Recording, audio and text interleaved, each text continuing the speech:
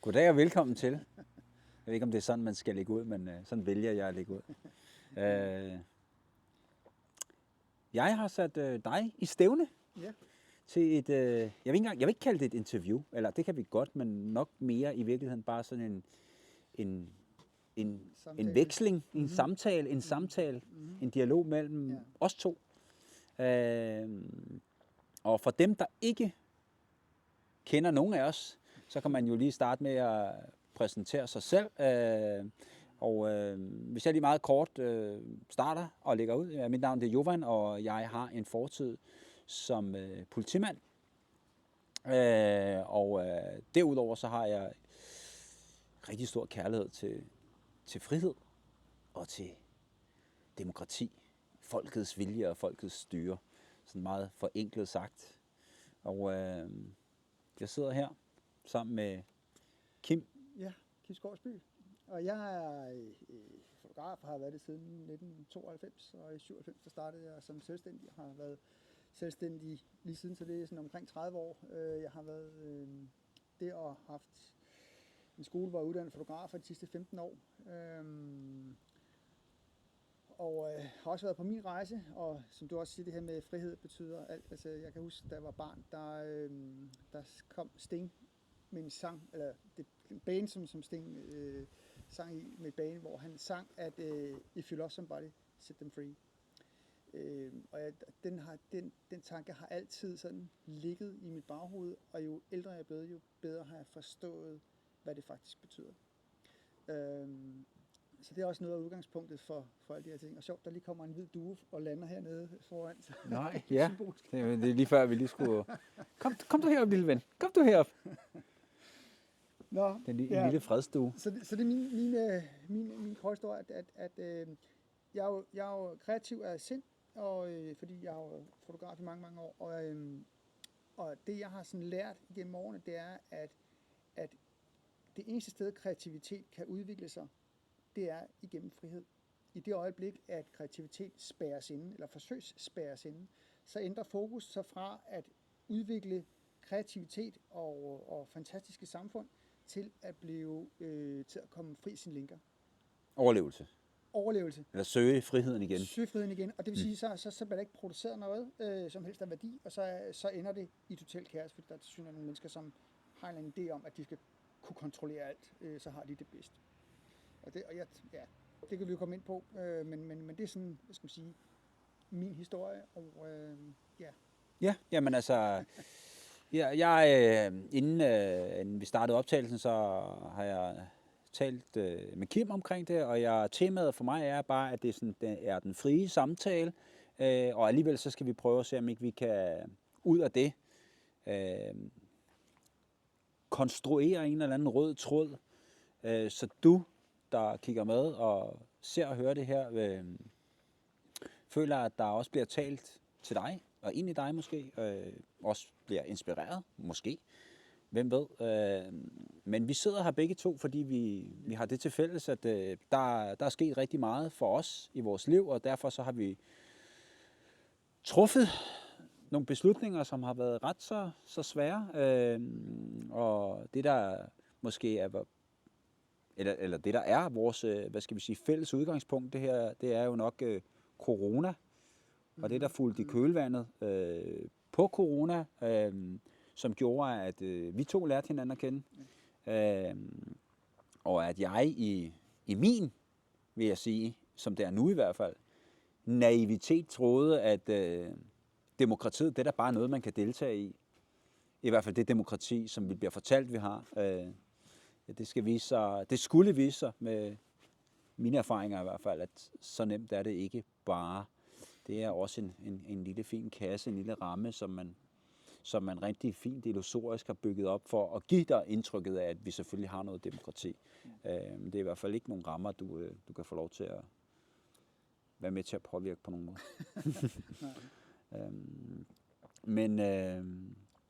Men Kim, vi har jo begge to truffet nogle beslutninger, som gør, at vi er på vej et sted hen nu. Fordi at vi ikke i bund og grund ikke kan leve med, hvis man kan sige det på den måde. Leve med den samfundsudvikling, eller afvikling, vil jeg nok nærmere kalde det, vi er vidne til. Det har jo nogle konsekvenser for os begge to, og det kommer til at have nogle løbende konsekvenser for os begge to. Men det er jo ligesom det, vi skal snakke om. Vi skal snakke om, hvorfor er det, vi har valgt at gøre, hvorfor har vi valgt at tage de dispositioner, vi nu engang har gjort, og hvad kan konsekvenserne ved det være? Og er man villig til, har vi vores menneskelige mod til at stå ved de beslutninger, selv når den store stykke Satan banker på døren det kan være, og siger, at vi skal rette ind, fordi den mener, det er det bedste for deres samfundssind. Ja, det er jo det. Altså for mit vedkommende, så handler det jo om, og det er også derfor, vi sådan har den her samtale nu, som vi snakker om, eller vi startede med at skulle tale om det, at det var jo, at jeg har besluttet mig for at lukke min virksomhed efter 30 år, og jeg har haft en rigtig fin virksomhed, og har kørt godt i så mange år, hvor de 15 årene her sidst har været en uddannelse, hvor jeg har uddannet over 500 fotografer. Men for 1,5 år siden, tror jeg det var, mere eller mindre, måske lidt mere efterhånden, hvor jeg i forvejen var meget kritisk på systemet for, ligesom hvad der har foregået over de seneste år. Jeg vågnede så småt op i 2015, og så er det bare blevet værre og værre, kan man sige. Men da Mette Frederiksen gik ud og sagde, at nu skulle der bruges en masse penge på krig og til Rusland, og hvad har vi her, og alt det her, så var det det, jeg sagde, nu er det nok. Nu kan jeg simpelthen ikke være med, men der er ikke nogen folk i Rusland, som har gjort mig noget. Der er heller ikke nogen i Ukraine eller nogen andre lande, som har gjort mig noget overhovedet. Tværtimod, jeg tror i virkeligheden, de har været med til at skabe nogle ting, som jeg har givet mit liv værdi ved at have et job, det gik på, som skabte nogle produkter eller nogle services, som gjorde, at jeg kunne eksempelvis få billig energi gennem gas og hvad ved jeg, fra Rusland af. Og ja, Putin er sikkert... Så du går lidt, undskyld, jeg lige byder ind, men altså, du går lidt imod det der mainstream narrativ om, at Rusland egentlig ikke må ses på med alt for mange nuancer. Rusland skal helst ses på sådan gennem et bestemt linse, og når jeg så siger Rusland, så er det jo til trods for, at vi i lille Danmark kan være nok så forskellige i vores måde at se verden på, så er det tilsyneladende ikke så gældende i Rusland. Altså, det er i hvert fald det billede, som jeg får indtrykket af, at man forsøger at bilde danskerne ind. Det vil sige, at der ikke er noget diversitet, der er ikke noget, det er meget russisk system, det er ensretning, ens tanke, lidt lige det Kina i virkeligheden, og derfor så er der kæfttritte retning og kontrol, og der er en, der styrer det er selvfølgelig Putin. Og der er med andre ord, fundamentet for demokratiet er tilsyneladende ikke til stede.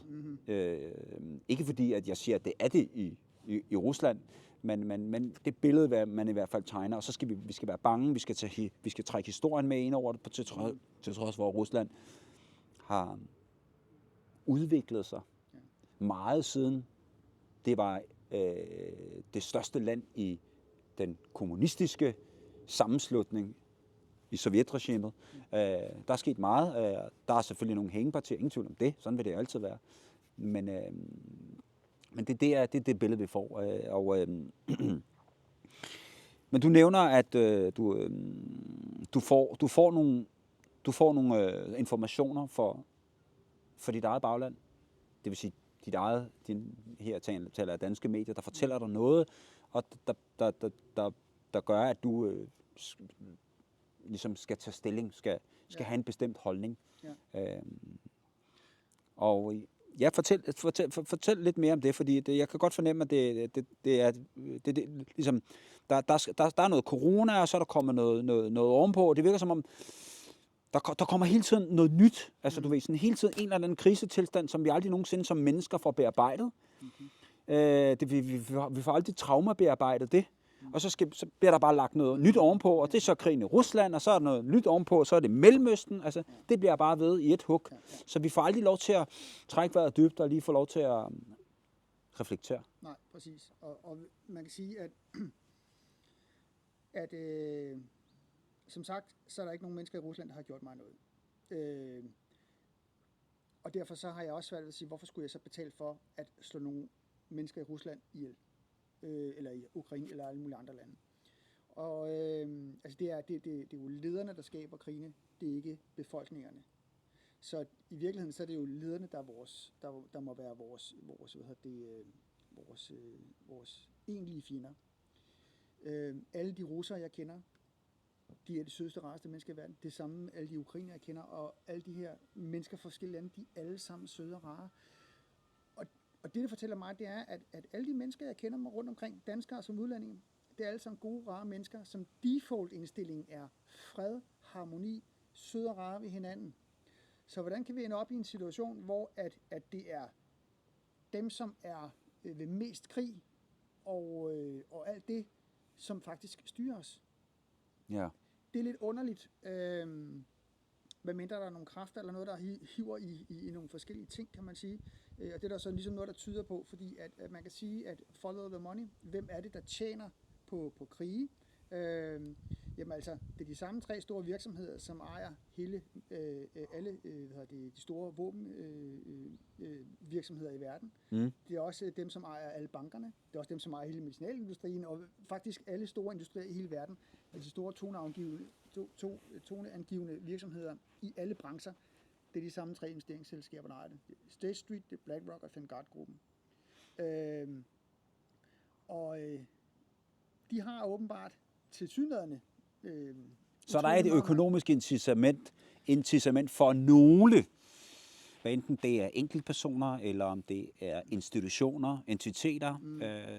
Det kan være et godt mix af det hele. Det kunne virke sådan, og man kan sige, at det som Putin har fælles med Mette Frederiksen og alle de andre ledere i de forskellige lande osv., det er jo, at ved at have krig, så får de mere magt, eller de kan tage mere magt, og de kan også tjene flere penge på det. Og det skaber også noget friktion. Altså det vil sige, krig er jo en form for smaske hænderne sammen og bare gnide dem, indtil det bliver varmt, ikke? Så har du noget friktion, og ud af det er der noget energi, som du så kan høste af. Præcis. Og det har de jo trods alt til fælles. Ja. Altså sådan en som Putin og Mette Frederiksen og Donald Trump. Ja, og det har de. Og som jeg ser det, jeg ved ikke, om det er sådan, men alle fingre peger bare den vej, at de alle sammen har relationer eller medlem af World Economic Forum, som er en eliteorganisation, som man skal kende den, så slår den endelig op, hvor netværken med ledere og de største, for de største virksomheder, blandt andet de her 3 store investeringsselskaber, som har nogle store aktive roller i det der. Larry Fink, som er CEO for BlackRock, er jo lige blevet med CEO af World Economic Forum, fordi Klaus Schwab, han er med korruption, og hvad har vi her, ikke? Ja. Og det fortæller jo noget om, hvor vigtig World Economic Forum er for dem. Ja. Men jeg ved det ikke. Det kan også godt være, at Vesten og Putin i virkeligheden er uvenner, men for mig virker det bare mere som aftalt spil, fordi de har alle sammen interesser. Zelensky bliver millionær, og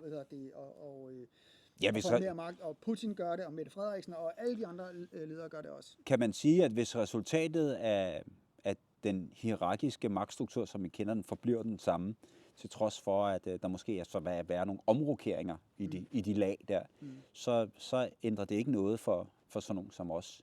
Okay. Altså hvis strukturen forbliver, så det kan da godt være, at det så er, hvad skal vi sige, lederne af en region, der pt. Har magten, men så er der lederne af en anden region, men hvis strukturen er den samme, så er det jo ligegyldigt i virkeligheden. Ja. Men det tror jeg nu, jeg tror også, der er et eller andet vis spil, og i hvor høj grad det så er aftalt, det må så være op til den enkelte at vurdere.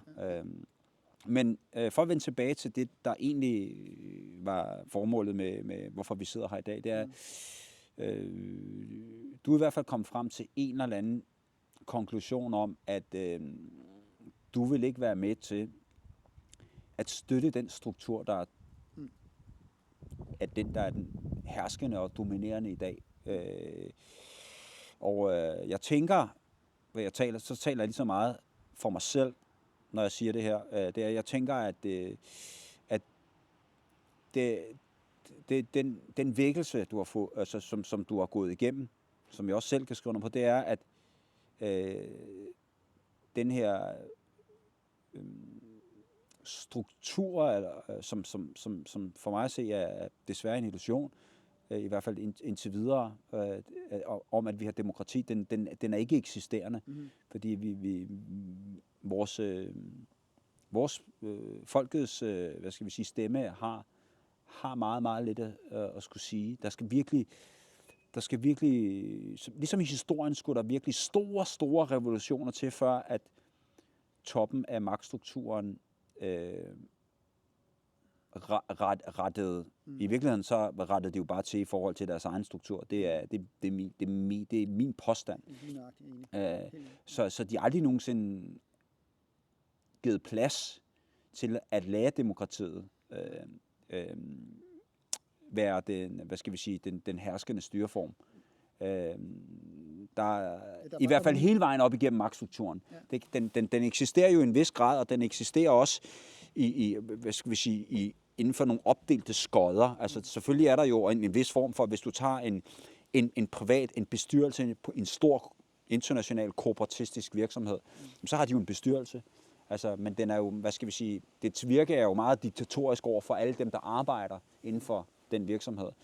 Men inden for bestyrelsen kan man jo godt postulere, ja, så er der ikke altid 100% enighed blandt bestyrelsesmedlemmerne. Og så er der jo en vis form for demokrati, der så må udspille sig der, men stadigvæk inden for en meget, meget lille ramme, som den store brede, altså det store brede fundament af medarbejdere, som virksomheden egentlig hviler på og lever af, de får jo meget, meget lidt at skulle have sagt. Og det er lidt det samme, der sådan også, den analogi, tænker jeg, at det er sådan en, du kan drage over på den virksomheden Danmark, eller hvad vi nu skal kalde staten Danmark, hvad vi er for en styreform. Ja. Vi kan råbe og skrige nok så meget, vi bliver hørt meget let. Tag for eksempel den nuværende situation i Mellemøsten, der er jo, det er i hvert fald, som jeg ser, der foregår et helt og utvetydigt klart folkemord nede i Palæstina. Men er der nogle af vores politikere, der har lyst til at nærmest ikke engang, altså de har nærmest svært ved at få det ud over deres mund, til trods for, at det er det, der foregår. Der ligger en agenda, som israelerne så udfører. Den er de selvfølgelig heller ikke ærlige omkring, for ellers så falder det også sammen. Man er hele tiden nødt til at arbejde i det skjulte, i det fordækte. Transparens er ikke en faktor, der tages med i det her. Definitionen af et rigtigt demokrati er åbenhed, ærlighed og gennemsigtighed. Ja. Og ansvarlighed. 100%. Og hvis der ikke er gennemsigtighed, så er der ikke noget demokrati. Så kan man kalde det alt muligt andet, men demokrati er det ikke. Det er meget simpelt. Jeg vil sige, at hvis man kigger på skattelovgivningen, og det er jo det også det her handler om, det er jo, at måden jeg står af på det her system på, det er, at jeg ikke vil betale skat. Jeg vil simpelthen ikke betale til krig, færdig bum, og så må det så betyde, at jeg ikke kan betale skat, for jeg kan ikke vælge det fra på andre måder. Og det, nogle af de ting, jeg har noteret mig, det er jo, eller den måde, jeg har begyndt at forstå verden på, det er, at jeg har sådan et filter, jeg putter tingene igennem. Og det vil sige, hvis der kommer nogle beslutninger, som ser ud til at have en dårlig indflydelse på de ting, det nu påvirker, så har det sådan så kan jeg sige, okay, enten så er resultatet af den her dårlige tilsyneladende beslutning, enten så er det sådan kommet frem på grund af inkompetence. De simpelthen kan være kloge nok eller dygtige nok til at træffe en god beslutning. Eller også så er det gjort bevidst. Det kan ikke være andre end de to ting. Og så kan man jo bare begynde at undersøge, okay, hvis det er på grund af inkompetence, så kan man sige, okay, hvis det er på grund af inkompetence, så vil man over tid ændre beslutninger, så det bliver til en god beslutning til sidst. Det er helt normalt stort. Hvis ikke man gør det, så er det jo fordi, det er gjort bevidst. Og når det er gjort bevidst, så må man så finde ud af, okay, så kan man måske begynde at følge pengene, og man kan begynde at følge magten for at forstå, hvorfor at den her beslutning er dårlig. Altså jeg vil sige, at hvis jeg må tilføje noget til den her forklaring, det er, så er der også et vigtigt element, og det er følelser, og navnligt en meget, meget stærk følelse, som i den grad kan påvirke menneskers adfærd. Det er frygt. Så hvis du på den ene side har manglende intelligens, og du kan selvfølgelig også have en bevidst, fordækt, mørk, skjult agenda, og hvis du så også krydrer det med frygten, så du kan sagtens have politikere, du kan sagtens have mennesker, der er i positioner, som måske kan gøre noget, men som er påvirkelige, fordi de netop er mennesker. Og frygt er et af de største adfærdsreguleringsværktøjer til at få dig til at gøre noget, du måske ikke ville have gjort, hvis du havde haft nogle andre omstændigheder til at kunne gennemtænke denne her beslutning. Så den i højere grad hvilede, altså din beslutning så hvilede på pragmatik, altså det vil sige følelserne ligesom ladt ud af det, og den er fornuftsbaseret. Men alt det fjerner man, når man erstatter det med frygten. Og så er det bare sådan noget, vi skal have en hurtig beslutning, og den beslutning, den er sjældent til gavn for menneskets bedste. Og det ved de mennesker, hvis vi tager den her tese om, at der er noget ondskab, der er det, der styrer det, de kender mennesket, de kender menneskets trykknapper, hvor de kan trykke. Så kan vi trykke der, så får vi det forventelige resultat. Måske ikke fra alle, for sådan nogen som os, men for langt, bare så længe de får det for en tilpas stor mængde, critical mass, som man kalder det. Hvis de får det fra den tilpas stor mængde, som udgør en kritisk masse, og så kan de run with it. Så kan de gå med den. Så der skal ikke noget, det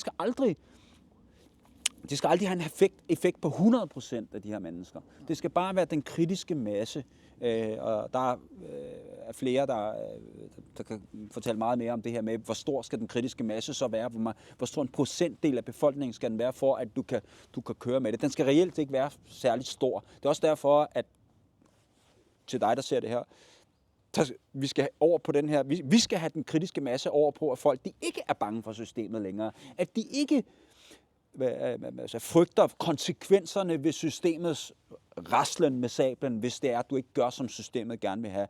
Nu har du for eksempel valgt at sige, jeg vil ikke betale skat, og jeg er jo helt enig med dig, fordi jeg står nøjagtigt det samme sted. Jeg er også færdig med at betale skat. Jeg er færdig med systemet og samarbejde med systemet. Jeg ved, at det ikke er noget, man bare lige gør. Jeg ved, at det kræver store, det har haft store personlige omkostninger for mig, men jeg kan mærke, at det er det eneste rigtige at gøre. Så jeg er helt med ombord på, at man ikke skal betale sin skat, når de mennesker, der har ansvaret for at varetage vores samfundssystem, ved deres dispositioner, om enten de er foretaget netop bevidst, eller på grund af dumhed, eller den her frygt, som har gjort, at de så ender med at foretræffe dumme, følelsesladede beslutninger. Men resultatet er i virkeligheden det samme. Resultatet, bare lige for at gøre det færdigt, jamen det er jo, at de laver et samfundssystem, hvor de ikke overholder deres del af kontrakten, når vi taler demokrati. Så de har revet kontrakten over. De står aldrig til ansvar i deres del af ansvaret.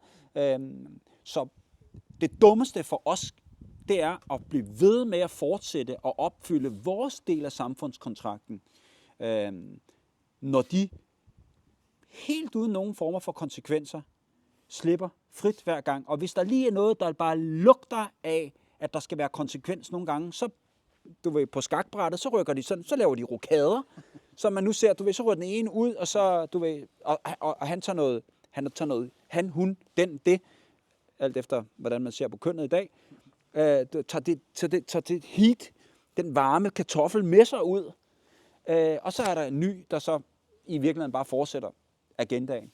Det er sådan, de skifter bare. Det er sådan taburetter, der bare Noget af det, skifter ansigt. Ja, og noget af det, som har været med til og vigtigt, hvorfor jeg gør, som jeg gør nu. For nu har jeg haft den her skole i mange år, og har arbejdet lidt på sidelinjen det her, men jeg ikke sådan kunne gå helt officielt frem, fordi at det har også påvirket min liv. Men når jeg ligesom får lukket virksomheden ned, så bliver jeg sådan måske lidt mere åben omkring, hvad der foregår, eller hvordan jeg ser verden. Men det, som jeg ser komme, blandt andet fra World Economic Forum og alle de her ting, det er jo en verden, som bliver meget totalitær, en verden, som jeg ikke har lyst til at leve i. Og det er sådan, det har jeg sådan, erfaret igennem, jeg har drevet virksomhed, og det er jo nok sådan en almen erfaring også, at jo længere man lader et problem køre og stå, jo værre er det også at tage konsekvensen af det på længere ud i fremtiden. Sådan er det altid, hvis man bare lader stå til. Og på et tidspunkt, så bestemmer du ikke selv, hvornår du vil tage slåskampen. Så er det, der sker derude i fremtiden, der gør det. Og det vil sige, at enten så kan man sige fra nu, eller hvornår man finder det passende i sit liv, og så tilrettelægge sit liv efter det, og så ser man fra, og så prøver man at stoppe det nu. Eller også så må man bare lade det glide ud til, hvornår det eksploderer herude i den anden ende. Fordi noget, der er kendetegnende for sociopater og psykopater osv., som tilsyneladende, eller når de styrer en virksomhed, så ender det ofte i kaos og korruption, eller hvad der nu er inde nede i virksomheden bagved. Altså det er, de skaber de her kaos, fordi så føler de, tror jeg, at de har styr på det hele osv. Kig på verden. Er det, altså, hvis det var gode ledere, vi havde, så havde vi åbne grænser, og vi havde masser af samarbejde med hinanden, og vi var gode venner alle sammen. Og når vi ikke har det, når vi har kaos, så er det fordi, vi har så elendige ledere. Det er sjovt, du nævner det, fordi så kan vi jo ikke have sådan nogle ledere. Vi kan jo ikke have sådan nogle mennesker, der styrer vores liv. Så der må man sige fra. hele idégrundlaget med kul- og stålunionen, det der er EU i dag, det var jo egentlig på de erfaringer, man havde gjort sig under 2. verdenskrig. Hvis vi nu bare samhandlede med hinanden, så havde vi ikke rigtig lyst til at gå i krig med hinanden. Det er det, der bliver... Den idé, den er ved at blive revet i stykker. Så vi skal ikke samhandle. Den kurs har været der længe. Det vil sige, man kunne jo have valgt samhandlen med Rusland, hvis vi nu siger Rusland. Man kunne have taget imod deres olie, så de ligesom havde mindre lyst til at gøre det, de gør. Og omvendt, og så er der selvfølgelig nogen, der advokerer for, at Rusland er bare den her kraftknude, som bare sådan er ustoppelig i sin fremfærd, så det er lige meget, hvad du gør, så du kan ikke tale fornuft med dem. Det er i hvert fald det, der bliver udlagt hos nogle af de fremtrædende personligheder i Danmark, der er sådan meget russofobiske, i stedet for at strække en arm, række sin hånd ud, og så måske kigge på den bjælke, man har siddende i øjet, frem for modpartens splint. Og selvfølgelig går det begge veje. Det vil sige, måske være lidt selvreflekterende over, er det nu en god idé at udvide NATO? Er det overhovedet en god idé, at NATO for eksempel som forsvarsalliance overhovedet eksisterer, når vi ved, at NATO de sidste 10, 20, 30 år, eller i hvert fald de medlemmer, der har været i NATO, ligesom er gået udenom NATO og foretaget fremskudte forsvars. Altså de bruger sådan nogle rigtig fine begreber. I virkeligheden er det bare angrebskrig under dække af 11. september, apropos vi sidder faktisk i dag, og i dag er det netop 11. september. Så det er, og 11. september efter min opfattelse blev brugt netop som påskud for at tage noget frihed fra os, fordi hvad skete der i kølvandet på 11. september, udover at det her med, at krigen mod terror blev født, og så blev den her lovgivning, som startede i USA, der hed The Patriot Act, som blev til terrorlovgivning i Danmark og resten af den vestlige verden, det vil sige masseovervågning uden nogen former for mistanke. Det er sådan, det, hvad vi kan drage ud af det. Så alle er per definition terrorist, eller kan være mistænkt for terrorist, og det vil sige, du skal bare finde dig i at vende bevisbyrden på hovedet med andre ord. Du er skyldig indtil det modsatte er bevist, og det vil sige, hvis ikke du gør, som vi siger, så er du terrorist, og så skal de nok finde på et eller andet. Man kan sige noget af det, der er noget af det, jeg har bemærket i forhold til Rusland, fordi jeg bryder mig ikke om Putin, og jeg bryder mig ikke om nogen leder overhovedet. Jeg mener ikke, at en samfundsmodel med store ledere har vist en god vej for mennesket igennem al historie.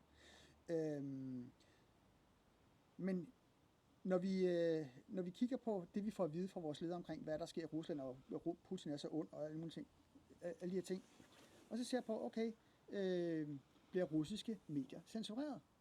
Ja, det gør de. Okay, i det øjeblik, at du bliver censureret et eller andet, så ved du også, at det, du får at vide, det kan du ikke stole på. Det viser al historie. Ja. Meget, meget tidligt i forløbet, vi kan måske lige tilføje, meget, meget tidligt i forløbet, så gjorde, hvad skal vi sige, på baggrund af den danske stat, om man vil, så blev de danske internetudbydere pålagt at skulle lukke for hjemmesider. For eksempel det russiske svar på Danmarks Radio, der hedder rt.com, Russia Today. Prøv du lige at søge på Russia Today, eller gå ind på deres hjemmeside rt.com. De har også en engelsksproget version derinde. Netop til sådan nogen som os.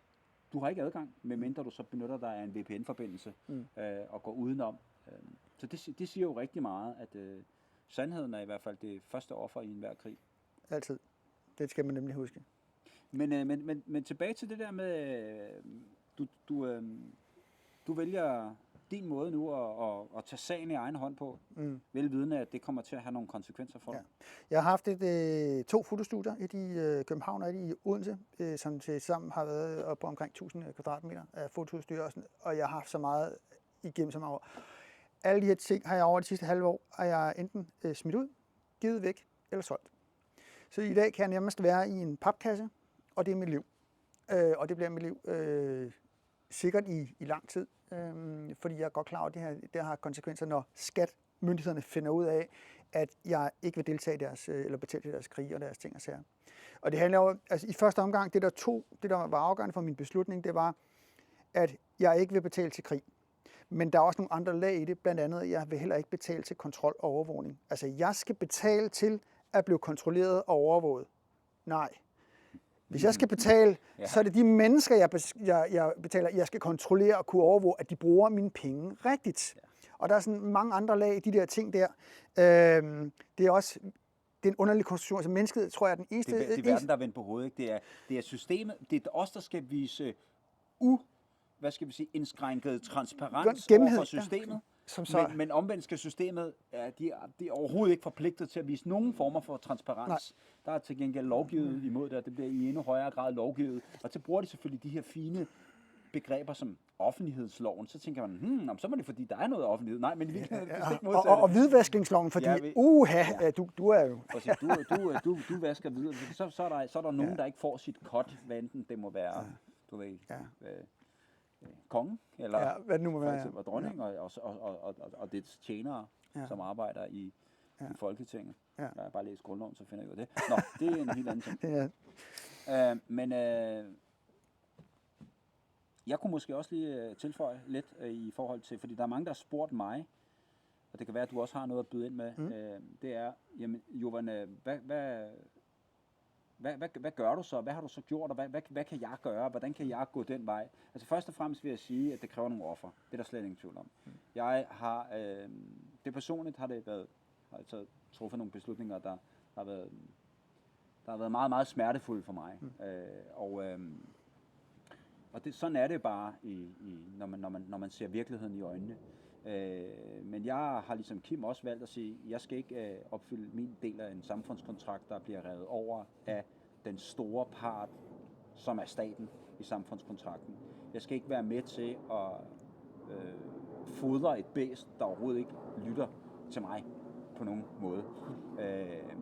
Og derfor har jeg selvfølgelig, udover at jeg ikke betaler skat, det har jeg ikke lyst til, så har jeg heller ikke MitID, fordi at jeg ved, det er forgængeren, som før det var det jo så NemID, men det går trip, trap, træsko, de bliver med at tage en lille flik af salamien, og sådan så de har der by the balls, men MitID er meget, meget vigtig infrastruktur, som om ikke så længe bliver koblet op til dit digitale ID, og det samme gør al dine finanser, fordi så har de der rigtig hårdt bagfra, og der har jeg valgt at sige nej tak til det hele. Jeg kommer ikke til at... Jeg går snart den modsatte vej. Jeg har for eksempel også valgt ikke at opgive til systemet. Jeg har afmeldt min adresse. Jeg kommer heller ikke til at tilmelde mig den igen. Det kan jo være, der kommer en skønne dag, hvor at, der er nogle mennesker med næstekærlighed, oprigtig næstekærlighed, der jeg har tillid til, at vil varetage deres ansvar og være ydmyge omkring det. Så vi kan have et samfund, hvor det er næstekærligheden, der er, sådan, er det styrende element, og ikke den her frygt, som er alt omsagsgribende. Men og så tænker du, hvordan gør jeg det? Ja, det er jo noget, man skal jo virkelig sætte sig ned. Hvis de fleste mennesker har jo en kæreste, eller en hustru, eller en mand, eller noget som helst. Det handler også så meget om at sende signal. Så jeg vil anbefale, at man gør det, at man sætter sig ned, hvis man er et par, og siger, okay, vi kan ikke begge to trække os ud af systemet, fordi det kan skabe nogle alt for store udfordringer, som vi ikke er i stand til at håndtere. Så der vil sige, så gradvist, så rykker man. Så det kan fx være den ene part, der vælger, fordi det er signalsending til systemet. Den ene part i familien kan få vælge at sige, okay, jeg trækker mig ud, og du bliver inde i systemet, fordi at så kan vi sådan nogenlunde være, interagere, fordi slutmålet det er, at hvis du er ude af systemet, så er du regnet for ingenting, og så får du ikke adgang til systemet og til samfundet. Så bliver du sådan set udelukket by default. Det er det, de er ved at implementere ved de her zero trust policies, det jeg talte om før. Det vil sige, at de vender virkeligheden på hovedet. Du er udelukket af samfundet by default, hvis ikke du opfylder alle de her kriterier. Hvis ikke du har et digitalt ID, hvis ikke du har en bankkonto i denne her globalistiske bank, hvis ikke du tager imod de central bank digital funny money penge, som de er lige om lidt, og som er sporbare, hvis ikke at det hele er koblet til hinanden. Hvis ikke du har alt det, så kan du bare ikke deltage i samfundet, så vil de skide dig et stykke. Det er virkelig det ender med. Og du får aldrig nogensinde, den her debat her, den får aldrig lov til at, hvad skal vi sige, blomstre og fodre, så vi netop kan stille spørgsmålstegn ved det her. Så det her video kommer formentlig også kun til at blive set af meget, meget få. Men det er også, hvad det er. Men sidder man derude og tænker, jeg gider kraftede mig ikke mere, det bedste råd, det er at træde ud af skøen. Tal med hinanden, træf en beslutning om, at I i fællesskab vælger, at en af parterne træder ud, laver en gradvis udtrædning. Om det så betyder, at de så opsiger deres MitID, så er det det, de gør. Hvis de opsiger deres adresse, så er det det, de gør. Hvis I har råd mulighed for, at du kan finde dig et job, hvor du ikke betaler skat, så er det det, du skal gøre. Og der er også andre veje måder at gøre det på, man skal gøre. Der er mange andre veje, derfor så byd endelig ind, men det er i hvert fald men det bliver smertefuldt, fordi systemet vil selvfølgelig komme efter dig, fordi de vil gerne have, at du skal blive inde i deres system. Du skal ikke træde ud af systemet. Og de vil selvfølgelig statuere nogle eksempler ved netop at gøre det her, fordi sådan så andre folk, igen, de lever af at indgyde frygt i dig. Så du bliver bange, og derfor ikke gør det, som du måske havde i sinde at gøre. Så det kræver en vis portion mod. Men der skal man måske, man skal jo virkelig finde ud af, man skal finde sin Gud. det er sådan, jeg ser på det. Og det er så bare min påstand. Men du skal finde ud af, at der rent faktisk er noget smukt, og der er et liv også efter denne her oplevelse. Og så bliver tingene meget, meget lettere i virkeligheden, når man tager den rejse. Og det er også en lang rejse, men det er ikke desto mindre, så er det en vigtig rejse, at man tager sig for at skabe det mod, der skal til for, at du holder op med at agere på baggrund af intimidering fra systemet. Ja, jeg er jo ikke religiøs på nogen måder, men jeg tror på værdier. Og jeg tror, men helt klart, man skal finde fred med sig selv i det her, og så vide, at man føler, at man gør det rigtige. Nogle andre måder, man kan også forlade systemet på, det er ved, det er i hvert fald sådan, jeg har valgt at gøre det. Jeg modtager ikke digital post overhovedet. Jeg lytter faktisk overhovedet ikke til systemet, så hvis den eneste måde, de kan komme i kontakt med mig på, det er at ringe til mig, hvis de vil, og det vil de åbenbart ikke. Så der har været retssager, ved jeg, som jeg slet ikke har deltaget. Jeg vidste ikke engang, de var der, men det er de ret ligeglade med. Jeg betaler ikke til, hvis jeg... jeg betaler ikke skat, men også hvis jeg får en eller anden form for bøde, som handler noget med kontrol og overvågning af en eller anden. Jeg synes, jeg har blandt andet fået en fartbøde, fordi jeg var kommet til at køre 3 km/t for hurtigt. Og selvfølgelig vil jeg ikke betale den, fordi det er kontrol og overvågning. Så jeg vil slet ikke have noget med systemet at gøre overhovedet. Jeg har ikke engang nogen bank. Fordi det er også en del af det der. så kan man sige, hvordan overlever du så, Kim? Det ved jeg ikke. Men jeg har i 30 år været selvstændig, og jeg skal nok finde ud af det. Jeg ved, jeg skal bruge cirka 300-400 gram kød hver dag. Jeg skal have lidt tøj, og så kan jeg godt overleve. Og så kan jeg godt have det godt med det, der er. Rigdom for mig handler ikke om at have rigtig mange penge. Rigdom for mig handler om at have nogle gode relationer til nogle rigtig gode mennesker med nogle stærke værdier.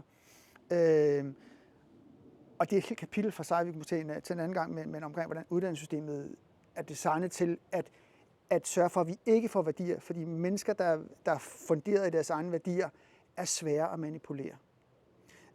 Og det er i virkeligheden noget af alt det skolesystemet handler om. Det er en helt anden snak, som er meget interessant. Ja.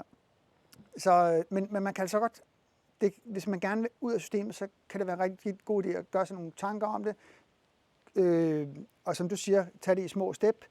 Men man kan også, hvis man nu... det her det er jo lovligt. Det er jo lovligt, i stedet for at modtage løn fra sin arbejdsgiver, så kan man sige til sin arbejdsgiver, jeg vil gerne have, at jeg sender dig en faktura, og så betaler du fakturaen. Så kan man jo selv vælge, om hvem man vil betale. Hvis, det er også en mulighed. Ja, så kan man gøre det lovligt, kan man sige. Ja. Eller selv bestemme, hvad man vil. Om man vil sende sit cut eller ej, for at sige det som det er. Ja. Jeg synes, det er vigtigt, at vi er ærlige omkring, hvad vi siger, fordi det er det eneste, der holder. Ja. Og jeg vil også sige, fordi der er jo nok siddet nogen derude og siger, men så er du ikke med til at betale til de syge og de svage og alle de her ting. Og nej, det er jo ikke direkte. Men jeg har fundet ud af, at jeg vil jo mega gerne være et menneske, som er et stærkt aktiv for mine medmennesker. Jeg vil bare ikke være med til at betale for krig. Og da jeg ikke har muligheden for at vælge mellem det ene og det andet, så har jeg fundet ud af at gøre det på en anden måde. Så jeg laver en ny type skat, sådan så når der er nogen, der skal bruge en fotograf, og de gerne vil bruge mig, så har jeg en pris, og så betaler de skatten oveni. Men den skat, de betaler oveni, den kan de så vælge, hvem pengene skal gå til. Så hvis man ved op på det lokale plejehjem, at der mangler en rollator derop, så går vi ud og køber en rollator, og så afleverer vi den til der. Så er der ikke nogle fordyrende mellemled med alt muligt mærkeligt, så går pengene præcis til det, som det gerne vil have, og så har jeg også betalt skat på den måde. Så det er sådan, du har bidraget til samfundet? Jeg har bidraget til samfundet. Du, til trods for, at samfundskontrakten fra den store part ikke bliver overholdt, så vil du alligevel, fordi du stadigvæk har en vis etik og moral, at sige, prøv her, de penge der, jamen, jeg vil ikke give dem til dem, der ikke overholder, men jeg vil stadigvæk give dem til mine medmennesker. Så du netop er med til at stadigvæk at give til de syge, og til de ældre og til svage. Men forskellen er, at det er dig suverænt, der bestemmer, hvor pengene skal gå til. Fordi lige nu har vi et system, hvor at efter min opfattelse, der er tillidsbarometeret så langt nede, at jeg kan ikke have tillid til. Jeg er færdig. Fool me once, shame on you. Fool me twice. Shame on me. You can't fool me again. Jeg kommer til at tænke på Geo Bush Jr., der ikke kunne finde ud af at udtale den sætning. Den kan I bare finde på YouTube. Okay. Ret morsomt. Nå, men det der med, hvor mange gange skal du narres, og hvor mange gange skal de lægge en ny løgn oven på en ny løgn oven på en ny, og du bliver ved med kontinuerligt at tro på, være naiv. Altså det er sådan, det må høre op. Det må det. Nå, vi er lidt uheldige, fordi det er begyndt at regne. Men det er måske også en fin. Nu har vi også snakket lang tid. Ja, det har vi. Så jeg tænker, om ikke at vi skal runde den af. Og hvis der er nogen af jer, der har nogle kommentarer ud af spørgsmål til det, så stil det endelig. Også måske en del til nogle andre samtaler, vi kunne have, hvis man gerne vil have det. Tilgang til det, så vil vi meget gerne det, ja, selvfølgelig. Vi skal da i hvert fald prøve at blive ved med at bringe noget nuance ud i æteren, til trods for, at nuancens kraft, den nærmest bare bliver eroderet væk, så du kun får systemets 1984 version af virkeligheden. Og er sådan nogen som os, vi slet ikke eksisterer. Og hvis vi så eksisterer, så er vi jo bare kugleskøre sølvpapirshatte, som fuldstændig har tabt sutten. Og det kan meget muligt være, at det er os, der har tabt sutten. Men vi har det godt med det. Altså, man kan sige, at vi prøver i hvert fald at holde noget i live. Vi prøver at holde ytringsfriheden i live, selvom den har for svære vilkår. Så med de ord, hvis du har noget afsluttende. Det er så fint. Så vil vi bare sige tak, og fordi at I gad at bruge tid på lige at se med her, og så kan det være, at der kommer noget mere i den nærmeste fremtid. I hvert fald, jeg har tænkt mig og bestræbt mig på at dele ud af, hvad jeg kan dele ud af gode råd og motivation og fif og så videre til, hvordan kommer vi ud af det her rod, vi befinder os i. Og det er tilladt at komme hen over os. Det er forfærdeligt, men det skal vi ud af. Ja. Og jeg har en lille YouTube-kanal, som hedder Fotografens Frie Tanker, hvor jeg også sådan fortæller lidt om de ting, jeg ser og så videre. Og det betyder ikke, at jeg altid har ret, men det betyder bare, at det er de ting, jeg ser. Så må vi hjælpe hinanden til at blive bedre til at se alle de ting, der nu er, så vi skal forholde os til på en eller anden måde. Så, ja. Og mig kan I finde på Facebook, det er der, hvor jeg pt. er. Jeg burde måske være bedre til at interagere med alle de her forskellige sociale medier, men i erkendelsen af, at de er så kontrolleret, som de er, så er det ret svært. Men altså, jeg er stadigvæk på Facebook under mit navn, Jovan Tasevski, der kan man sagtens finde mig, hvis man synes, at jeg er værd at høre på. Ja, og med det, så vil vi bare sige tak, fordi at I så med, eller du så med.